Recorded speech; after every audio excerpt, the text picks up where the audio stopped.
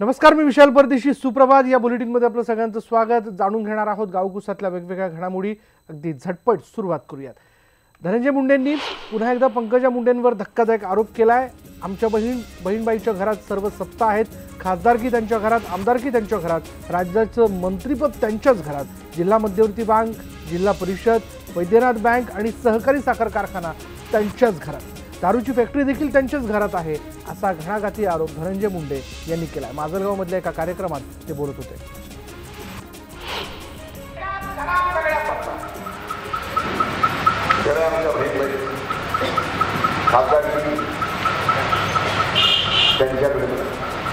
आमदारकी त्यांच्याकडे, राज्याचं मंत्रिपद त्यांच्याकडे, जिल्हा मध्यवर्ती बँक त्यांच्याकडे, जिल्हा परिषद त्यांच्याकडे, वैद्यनाथ बँक त्यांच्याकडे, वैद्यनाथ कारखाना त्यांच्याकडे, दारूची फॅक्टरी.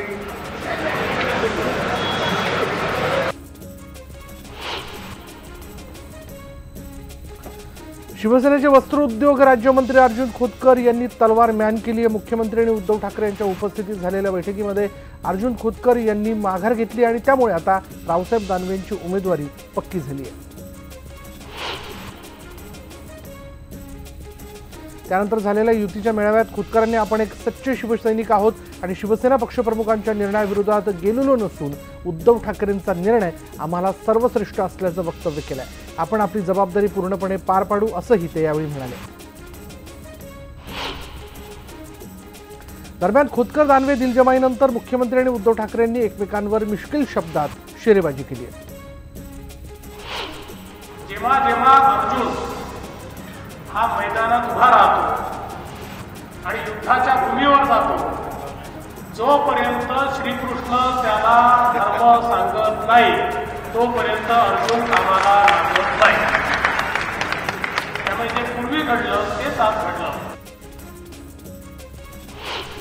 तरी अर्जुन शिवसेना प्रमुखांचा कडवाट पेटकरी शिवसैनिक आहे.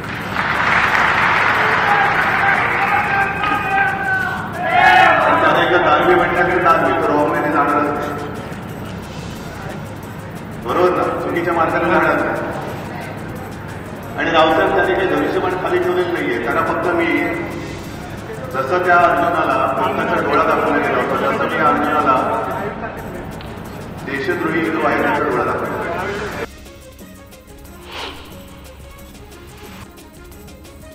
रावसाहेब दानवे यांनी शिवसंग्रामचे विनायक मेटे यांना अल्टिमेटम दिला. युती करायची तर ती राज्यभर करा, असं दानवे मेटेंना म्हणालेत. बीड सोडून राज्यभर युती चालणार नाही, असंही दानवे म्हणालेत. ते औरंगाबादमध्ये बोलत होते.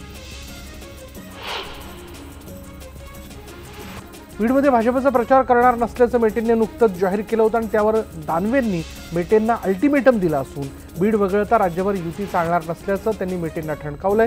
या संदर्भातील निर्णय लवकरात लवकर घ्या, असंही दानवेंनी विनायक मेटेंना सांगितलं.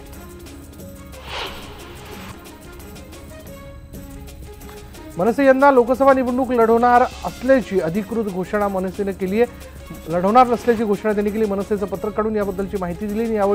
त्यामुळे मनसे आता राष्ट्रवादीला पाठिंबा देणार का, असा सवाल उपस्थित होतोय.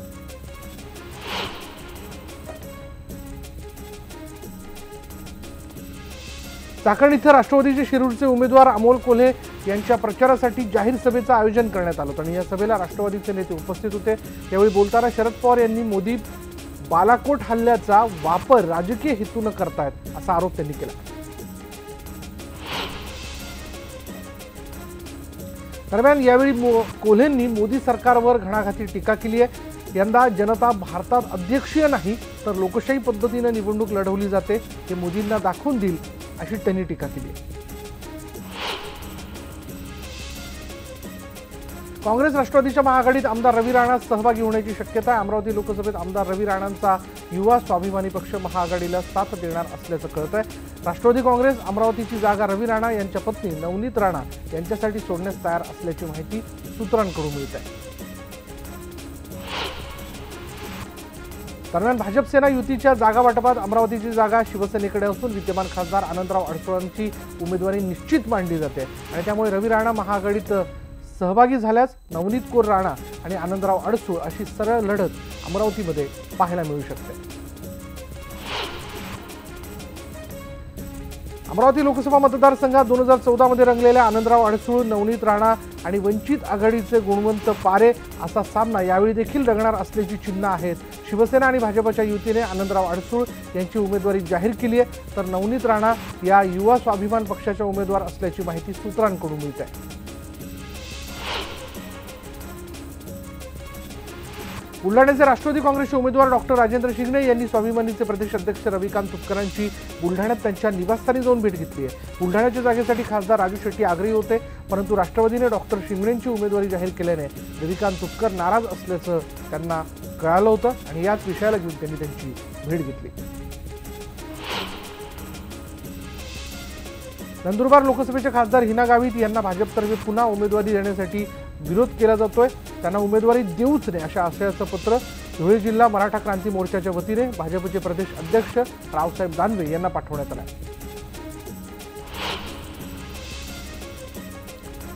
भाजपचा लोकसभेचा उमेदवार अजूनही जाहीर झालेला नसल्याने कार्यकर्ते चांगले संभ्रमात सापडलेत. वर्ध्यात विद्यमान खासदार रामदास तडस यांची उमेदवारी निश्चित मानल्या जात असली तरी अधिकृत घोषणा अजून झालेली नाही आणि त्यामुळे कार्यकर्ते मात्र चांगले संभ्रमात सापडलेत. माढा लोकसभा मतदारसंघातून राष्ट्रवादी काँग्रेस पक्षाकडून कोणाला उमेदवारी मिळणार यावरून तर्कवितर्क लावले जात असताना आता त्यात सहकार मंत्री सुभाष देशमुखांनी उडी घेतली आहे. माढ्यातून राष्ट्रवादीचे सर्वेसर्वा शरद पवार उमेदवार असतील असा दावा देशमुखांनी केला. पीपल्स रिपब्लिकन पार्टीचे राष्ट्रीय अध्यक्ष जोगेंद्र कवाडे यांनी प्रकाश आंबेडकरांवर टीका केली आहे. जातीय प्रथा बळकट करण्याचा नवीन प्रयोग करण्याचा अट्टाहास प्रकाश आंबेडकर यांनी टाळला पाहिजे असं कवाडे म्हणाले. प्रकाश आंबेडकर यांनी उमेदवाराच्या नावाच्या पुढे जातीचा उल्लेख केला होता आणि यावर बोलताना कवाडे यांनी टीका केली आहे. धुळे लोकसभा मतदारसंघामध्ये काँग्रेसचा उमेदवार कोण असणार हे अद्याप जाहीर झालेलं नाहीये आणि त्यामुळे कुणाला उमेदवारी मिळते याबाबत जिल्ह्यात मोठ्या प्रमाणात तर्कवितर्क लढवली जातात. सुरुवातीला काँग्रेसकडून माजी मंत्री रोहिदास पाटील यांना उमेदवारी दिली जाईल असं बोललं जात होतं, मात्र त्यानंतर नाशिक ग्रामीणचे काँग्रेस जिल्हाध्यक्ष डॉक्टर तुषार शेवाळे यांचं नाव पुढे आलं. पोलिसांकडून घराची झाडाझडती घेतल्यानंतर निवासाचे माजी आमदार शंकरराव गडाख स्वतःहून पोलीस अधीक्षक कार्यालयातील स्थानिक गुन्हे शाखेत हजर झाले, मात्र पोलिसांनी त्यांना ताब्यात घेतल्याने 2017 मध्ये नगर औरंगाबाद रोडवर शेतकऱ्यांसाठी केलेल्या आंदोलनामुळे शंकरराव गडाख यांच्यावर नेवासा न्यायालयामध्ये खटला सुरू आहे. या खटल्याला हजर राहत नसल्यामुळे न्यायालयाने त्यांच्यावर वॉरंट बजावलं.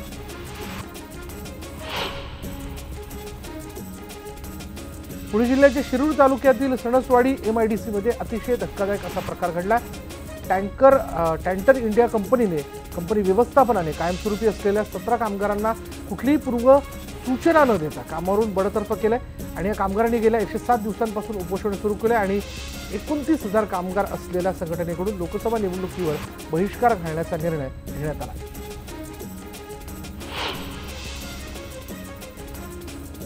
वाशिमच्या रिसोड तालुक्यातील हराळ गावात ग्रामस्थांनी बेमुदत उपोषण सुरू केलंय.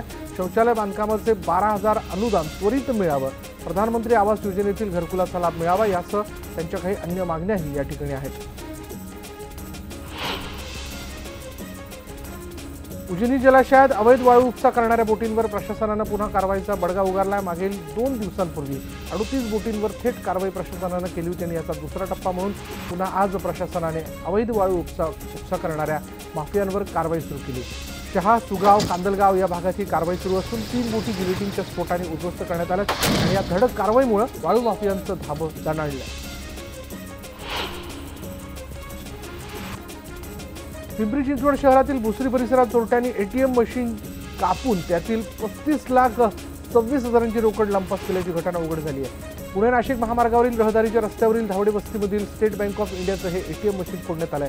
2 मशीन गॅस कटरच्या साह्याने फोडून त्यातील तब्बल 35 लाखांची रोकड चोरून नेल्याची बाब समोर आली आहे. गॅस कटरच्या साह्याने ATM मशीन कापण्याची शहरातील 5वी घटना आहे, त्यामुळे इथल्या पोलिसांच्या कार्यक्षमतेवर प्रश्नचिन्ह उपस्थित केलं जात आहे. माणूस असो किंवा वन्यजीव असो, उन्हाळ्याच्या तडाख्यातून आपला बचाव करण्यासाठी शेवटी सर्वांना पाण्याचा आधार घ्यावा लागतो, परंतु कोणाच्याही दृष्टिक्षेपात नसलेला आपण एक व्हिडिओ आत्ता बघतोय. यामध्ये विविध फुलांमधून मधुसंचय करणाऱ्या मधुमाशा तहान भागण्यासाठी छोट्याशा पाण्याच्या फुटलेल्या पाझरातून तहान भागवत आहेत आणि हा व्हिडिओ टिपलाय बारामतीचे फोटोग्राफर मल्लिकार्जुन हिरेमठेने.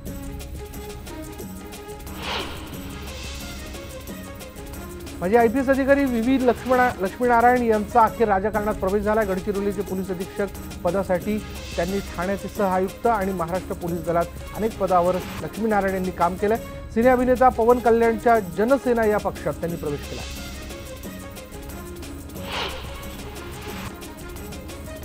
नाशिकच्या सटाणा, नामपूर, मालेगाव या भागातून वाहणारी मोसम नदी पात्रातून मोठ्या प्रमाणात अवैधरित्या वाळू उपसा केला जातोय आणि यामुळे नदीवर असलेल्या मुख्य पुलाच्या पिलरच्या पायथ्याशी मोठमोठे खड्डे पडलेत। या पुलावरून 24 तास वाहतूक सुरू असते, मात्र पिलरच्या पायथ्याशी खड्डे पडल्याने धोकादायक परिस्थिती निर्माण झाली आहे। मात्र महसूल विभाग याकडे दुर्लक्ष करत असल्याचा आरोप नागरिकांनी केला।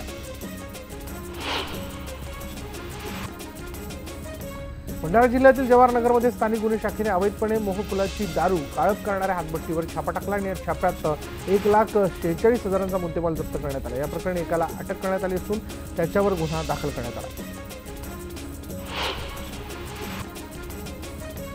सोलापुरात सदर बाजार पोलीस ठाण्यातील गाड्यांना भीषण आग लागली। पोलीस आयुक्ताला मागे पोलिसांनी जप्त केलेल्या या गाड्या जळून खाक झालेल्या आहेत। आगीचं कारण अद्याप स्पष्ट झालेलं नाहीये। अग्निशमन दलाच्या 4 गाड्यांनी या आगीवर नियंत्रण मिळवलं।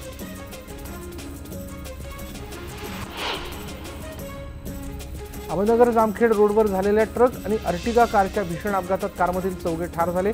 पहाटे 12च्या सुमारास बीड जिल्ह्यातील आष्टी तालुक्यातील पोखरी फाट्याजवळ हा भीषण अपघात झाला। सर्व मृत एकाच कुटुंबातील आहेत।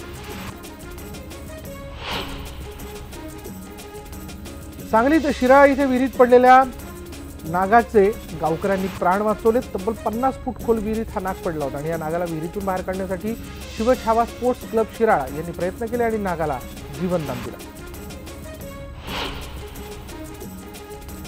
नाशिकच्या सटाणा तालुक्यात जायखेडा पोलिसांनी महाराष्ट्र गुजरात सीमेवर एका गाडीमधून 2,150 जिलेटिनच्या कांड्या आणि 1,750 डिटोनेटर जप्त केले। सटाणा सुरत मार्गावर नाकाबंदी दरम्यान पोलिसांना गाडीमध्ये स्फोटकं आढळून आली। जळगावच्या यावल तालुक्यातील मनवेल इथे एका शेतकऱ्याने शेतातील नापिकी आणि कर्जाला कंटाळून आत्महत्या केली। शेळीला हमीभावच मिळत नसल्याने त्यांनी विष घेऊन आत्महत्या केली आणि त्यांच्यावर काही दिवसांपासून 2,90,000चं कर्ज होतं। सांगलीत कृष्णा नदीच्या पाणी पातळीत घट झाली आणि त्यामुळे शहराला येत्या काळात पाण्याची कमतरता भासण्याची शक्यता आहे। तर दुसरीकडे पाणी नसल्याने नदीचं पात्र हे क्रिकेटचं मैदान बनलंय, तर काही नागरिक हे पिकनिक पॉइंट म्हणून त्याचा वापर करतात। पण आतापासूनच पाणी नसल्याने सांगलीला दुष्काळाला सामोरं जावं लागण्याची शक्यता आहे।